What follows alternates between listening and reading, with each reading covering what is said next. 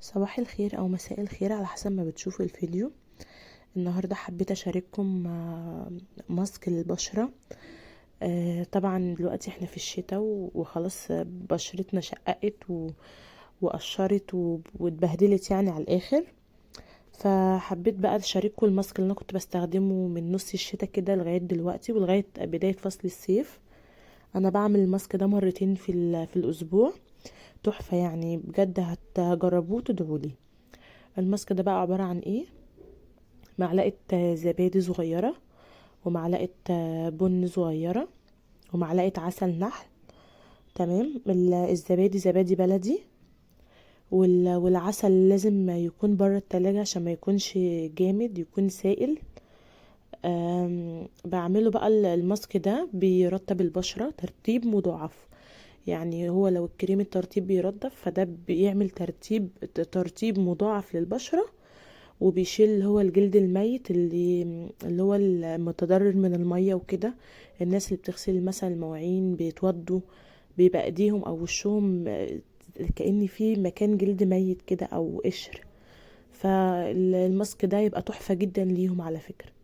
وهو عموما ترطيب، وبرضه ينفع للبنات الصغيرة عشان قبل كده حد سألني. البنات مثلا عندهم 12 13 سنة عادي، بدل ما فيهوش اللي هو الكولاجين او الحاجات اللي هي اللي بتتحط مع الماسكات اللي هي الطبيعية التانية بتشد البشرة. مفهوش ده الحاجات دي، ده طبيعي جدا وبيناسب اي بشرة على فكرة، وبيناسب برضو اللي هم الايه الاعمار بداية المراهقة.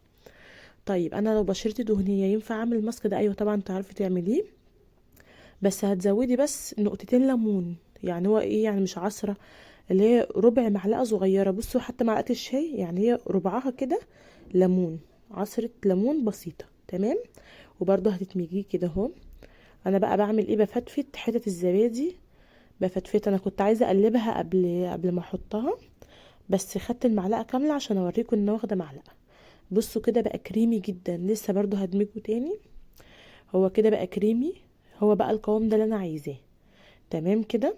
لو القوام طيب تقيل عن كده، ممكن تخففيه بشوية عسل تاني، يعني تزودي سنة عسل بسيطة، هتلاقيه بقى معاكي كريمي.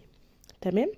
الكمية دي اللي هي المعلقة الصغيرة دي من كل حاجة بتعمل يعني هو 2 وش، يعني مثلا وشك وش صاحبتك او وشك وش اختك وكده. ده هنا ايد اختي، بجرب في ايديها لان ايديها فيها جلد ميت متضرر من الشتاء والمية وكده. فيها كتير بقى. انا ما عنديش كده، لان انا على طول برطب. هي مش بترطب، يعني مثلا بتنسى كده، فايديها بقت ملتهبة. الجلد بقى ملتهب وكمان متضرر من الشتاء. تمام. فالماسك ده تحفة. يعني انا في الاخر خالص هوريكم الفرق بين الايدين، فعلا رهيب. بس انت تستخدميه مرتين في الاسبوع، ويا ريت تداومي على كده. كده بعد ما عملت بقى، بصوا ايديها فرق رهيب رهيب يعني، بجد تحفة. انا بسيبه ربع ساعة.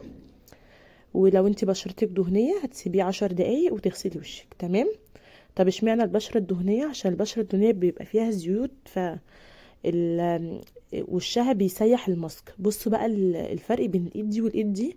دي بصوا الجلد الميت باين جدا فيها، اللي هو المتضرر من المية والشتاء وكده. واللي انا عملت فيها الماسك اهي، بصوا باينة ان هي بقت ناعمة وتحفة. فرق رهيب.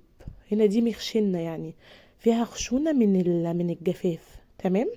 برضو بيبقى نفس الخشونة دي في الوش كده حوالين البق، وما بين الحواجب وحوالين المراخير برضو. وبرضو في ناس حوالين العين برضو بيبقى عندها نفس الخشونة دي.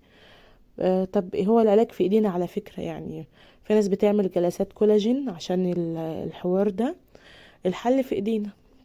طب انا هنا بقى كنت عملت انا لنفسي ماسك، وعملت لاختي ماسك، وباقي حبة دول هعمل بيها ايديها التانية. انا بس حبيت اشاركه لان فعلا دي مشكلة كبيرة، والناس بتقعد تحط كريم ترطيب وتحط جليسرين، اصل مش نافع اصل. لا انت بصي اعملي الماسك ده تحفة. وبرده ما تبطليش تحطي كريم ترطيب. كريم الترطيب ده مهم جدا. وبرده شرب المية برده مهم. انت هتحطي كريم الترطيب قبل النوم عشان وشك يستفاد منه. تمام. فحبيت افيدكم بحاجة بسيطة، وان شاء الله هنعمل ماسكات كتير مع بعض وفي الاوقات المناسبة. كنت عايزاكم تدعموني بلايك، ويا ريت تشيروا الفيديو واللي مش مشترك في القناة يشترك، وفعلوا زرار الجرس عشان يوصل لكم مني كل جديد. اشوفكم على خير في فيديو